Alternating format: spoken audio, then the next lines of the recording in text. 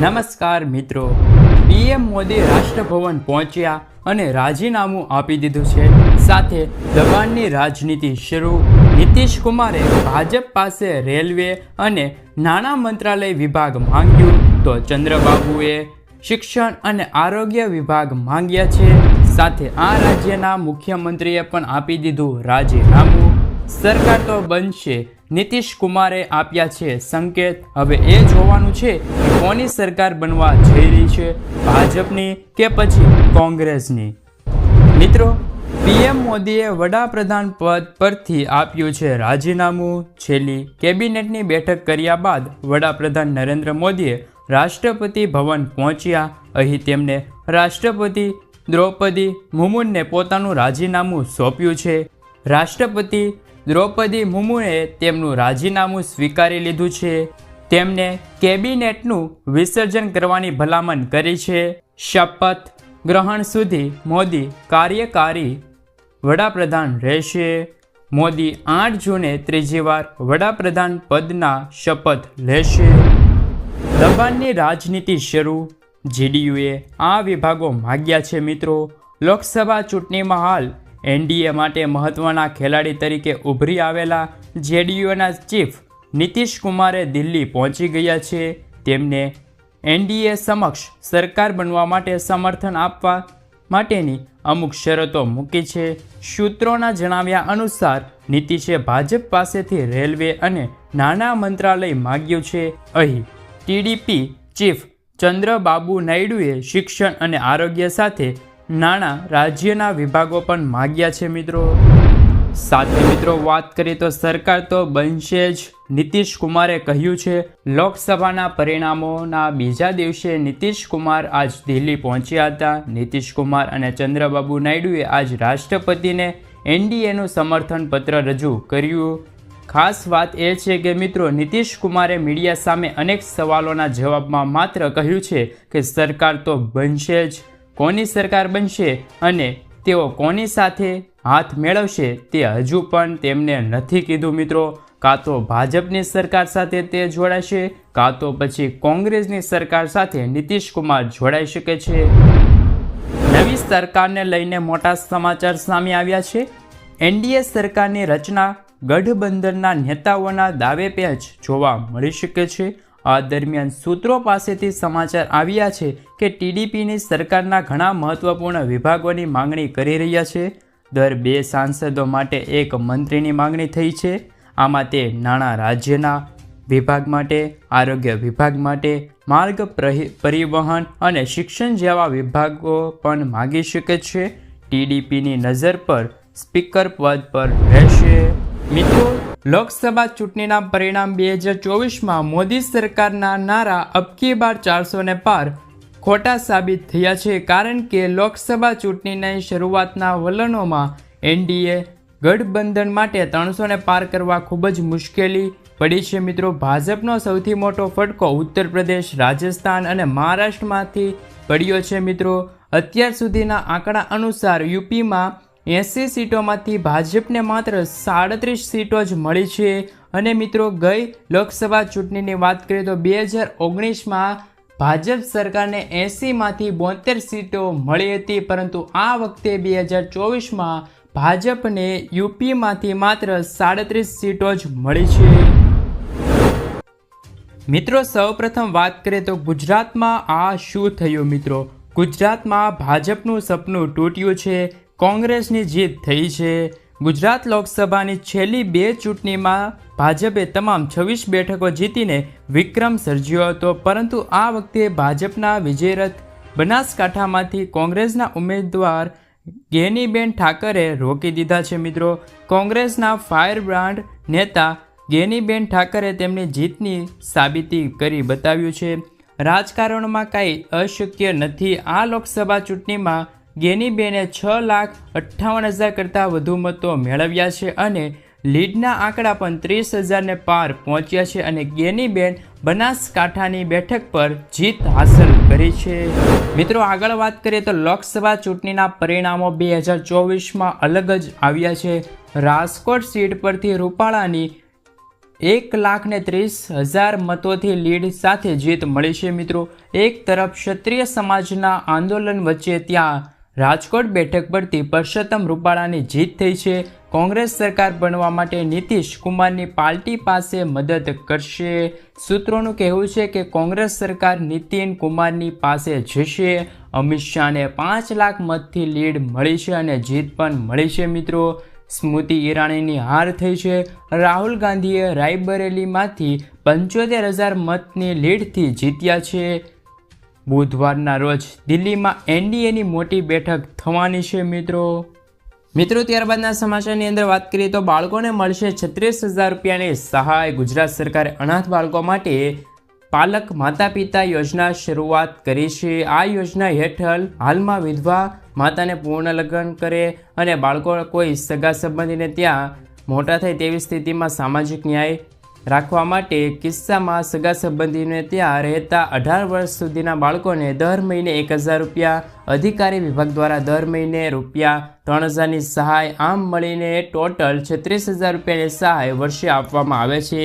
તેવી જ રીતે હવે પિતાના પૂર્ણ લગ્ન અને તેમના સંતાનો સગા સંબંધીને ત્યાં રહેતા હોય તેવા કિસ્સામાં પણ આ સહાય મંજૂર કરવાનો નિર્ણય સરકારે કરી દીધો છે મિત્રો. હાલમાં આ યોજના હેઠળ સંપૂર્ણ માતા કે પિતાની ન હોય તેવા બાળકોને છે તે 36,000 રૂપિયાની સહાય પણ મળવાપાત્ર રહેશે મિત્રો. ત્યારબાદના સમાચારની અંદર વાત કરીએ તો આજના મુખ્ય ખેડૂત સમાચારની અંદર વાત કરીએ તો આ વર્ષે સફેદ ડુંગળીના ઉત્પાદન વધુ પડતું જોવા મળી રહ્યું છે, જ્યારે ડુંગળીના ઊંચા ભાવ પણ 288 રૂપિયા બોલાઈ રહ્યા છે. 11 થી 13 તારીખ દરમિયાન માવઠાની શક્યતાઓ છે. હવામાન વિભાગના જણાવ્યા અનુસાર છોટાઉદેપુર, ડાંગ, નવસારી, વલસાડ જિલ્લામાં માવઠું પડી શકે છે. ત્યારબાદ જો મિત્રો વાત કરીએ તો વૈશ્વિક ચણાની બજારમાં ભાવ વધતા લોકલ બજારમાં ચણાના ભાવમાં ઘટાડો જોવા મળ્યો છે. ખેડૂતોને પણ ફાયદો થઈ શકે છે મિત્રો. ત્યારબાદ જો મિત્રો વાત કરીએ તો સૌરાષ્ટ્રની બજારમાં રાજસ્થાન અને મધ્યપ્રદેશના લસણની આવક થતાં તેમાં મોહાલો પણ યથાવત રહ્યા છે. ત્યારબાદ મિત્રો વાત કરીએ તો જીરાની બજારમાં 200 રૂપિયાના કડાકા સાથે હાલ સ્થિરતાનો માહોલ પણ જોવા મળી રહ્યો છે. આ હતા આજના મુખ્ય ખેડૂત સમાચાર મિત્રો. ત્યારબાદ જો વાત કરીએ તો ગાય ખરીદવા માટે 80,000 રૂપિયાની સહાય. ગ્રામીણ વિસ્તાર માટે પશુપાલન આવકમાં સૌથી મોટો સ્ત્રોત તરીકે ઉભરી આવ્યું છે. મોટી સંખ્યામાં ગ્રામીણ ગાયો અને ભેંસ તેમની આવકમાં વધારો કરી રહી છે. આ કડીમાં ઉત્તર પ્રદેશના સરકારે નંદ બાબા દૂધ મિલ હેઠળ મુખ્યમંત્રી સ્વદેશી ગો સ્વગ યોજના શરૂ કરી છે. આ અંગે સરકારે નોટિફિકેશન પણ બહાર પાડ્યું છે. નોટિફિકેશન અનુસાર સરકારે છે તે ગીર અને અન્ય રાજ્યોમાંથી પણ હાઇબ્રિડ જાતિની ગાયો ખરીદીને ટ્રાન્સપોર્ટેશ અને તેમના પર ગાય ખરીદવા માટે સબસિડી પણ આપવાનો નિર્ણય કર્યો છે. ગાયોના પશુપાલકો પર આ સબસિડી મહત્તમ 2 દેશી જાતિની ગાયો ખરીદવા પર મળે છે. આના આધારે કુલ ખર્ચના રકમમાં 40% અથવા તો 80,000 રૂપિયા સુધીની રકમ ગોપાલકોને આપવામાં આવે છે. પ્રથમ તબક્કામાં આ યોજના હેઠળ રાજ્યમાં 18 વિભાગીય મુખ્યાલયો જિલ્લામાં લાગુ કરવામાં આવશે. ત્યારબાદ તેને રાજ્યના તમામ જિલ્લાઓમાં લાગુ કરવામાં આવી જશે મિત્રો આગળના સમાચારની અંદર વાત કરીએ તો મોદી સરકારની વધુ ગેરંટી. પ્રધાનમંત્રી સૂર્યોદય યોજના હેઠળ 1 કરોડ પરિવારોને સોલાર પેનલ દ્વારા દર મહિને 300 યુનિટ મફત વીજળી આપવામાં આવે છે. આ યોજના દ્વારા 1 વર્ષમાં 18,000 રૂપિયાની બચત થશે. નાણાકીય સહાય પણ મળવાપાત્ર રહેશે. નાણાપ્રધાન નિર્મલા સીતારમણે નાણાકીય વર્ષ 2024-25 માટે રજૂ કરાયેલા વચગાળાના બજેટમાં આ માહિતી આપી હતી. થોડા દિવસો પહેલાં વડાપ્રધાન નરેન્દ્ર મોદીએ છત પર સૌર ઉર્જા એકમો સ્થાપિત કરવાનો ઉદ્દેશ સાથે પ્રધાનમંત્રી સૂર્યોદય યોજનાની શરૂઆત કરી હતી અને જાહેરાત પણ કરવામાં આવી હતી. જ્યારે મિત્રો આ યોજના લાભ લેવા માટે અરજદાર ભારતનો નાગરિક હોવો જોઈએ, ઉપરાંત તેમની વાર્ષિક આવક મહત્તમ 1 લાખથી 1.5 લાખ રૂપિયા હોવી જોઈએ મિત્રો. આ સિવાય અરજદાર કોઈ પણ સરકારી સેવા માટે સંકળાયેલ ન હોવો જોઈએ. તેમજ આ યોજનામાં અરજી કરવા માટે આધાર કાર્ડ, સરનામાનો પુરાવો, વીજળી બિલ, આવક પ્રમાણપત્ર, મોબાઈલ નંબર, બેંક પાસબુકની ઝેરોક્સ, પાસપોર્ટ સાઇઝના ફોટાઓ, રાશન કાર્ડ જેવા તમામ ડોક્યુમેન્ટની જરૂર પડશે. મિત્રો આગળના સમાચારની અંદર વાત કરીએ તો આજના સૌથી મોટા ખેડૂત સમાચાર. મહુવા માર્કેટિંગ યાર્ડમાં સફેદ ડુંગળીના 1.5 લાખ કટ્ટાની આવક નોંધાઈ હતી. સફેદ ડુંગળીના ભાવ 214 રૂપિયાથી લઈને 277 રૂપિયા સુધી બોલાયા હતા. માર્કેટિંગ યાર્ડમાં લાલ ડુંગળીના 900થી લઈને 9000 કટ્ટાની આવક નોંધાઈ હતી, જેમાં પ્રતિ મણના નીચા ભાવ 125 રૂપિયા અને ઊંચા ભાવ 345 રૂપિયા સુધી નોંધાયા હતા. 1 મેના રોજ મહુવા માર્કેટિંગ યાર્ડમાં ચણાની પણ હરાજી કરવામાં આવી હતી, જેમાં 1 મણ ઊંચા ભાવ છે તે 1334 રૂપિયા અને નીચા ભાવ 1279 રૂપિયા બોલાયા હતા. મિત્રો આગળના સમાચારની અંદર વાત કરીએ તો પાન કાર્ડ ધારકો આપે ધ્યાન. જે લોકોને પાન કાર્ડને આધાર કાર્ડ સાથે લિંક નથી કરાવ્યું તો તે વહેલી તકે પાન કાર્ડને આધાર કાર્ડ સાથે લિંક કરાવી લેજો. સરકાર દ્વારા જણાવ્યા અનુસાર દેશમાં 70 કરોડ પાન કાર્ડ ધારકો એવા છે જેમાં છે તે પાન કાર્ડને આધાર કાર્ડ સાથે લિંક નથી કરાવ્યું, જેમાંથી 10 કરોડ લોકોએ તો પાન કાર્ડ સાથે આધાર કાર્ડ લિંક નથી કરાવ્યું. પણ જો પાન કાર્ડ સાથે આધાર કાર્ડ લિંક નહીં હોય તો તમે મોટી રકમની વ્યવહાર બેંક દ્વારા કરી શકશો નહીં. સરકારી યોજનાનો લાભ પણ તમે મેળવી શકશો નહીં. તેમજ ટેક્સ વિભાગ દ્વારા કોઈ રિફંડ આપવામાં આવશે નહીં. જોકે લાંબા સમય સુધી પાન અને આધાર કાર્ડ લિંક નથી તો ગભરાશો નહીં, કારણ કે સરકારે આગામી તારીખ પણ આપી છે. તે વચ્ચેના વચગાળામાં તમે છે તે પાન કાર્ડને આધાર કાર્ડ સાથે લિંક કરાવી શકો છો. મિત્રો ત્યારબાદના સમાચારની અંદર વાત કરીએ તો ભારે પવન સાથે વરસાદની આગાહી.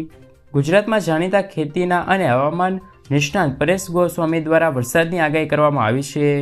પરેશ ગોસ્વામીએ ગાજવીજ અને ભારે પવન સાથે કયા વિસ્તારમાં વરસાદ વરસી શકે છે અને તેમની તારીખની સાથે માહિતી આપી છે. અમદાવાદ.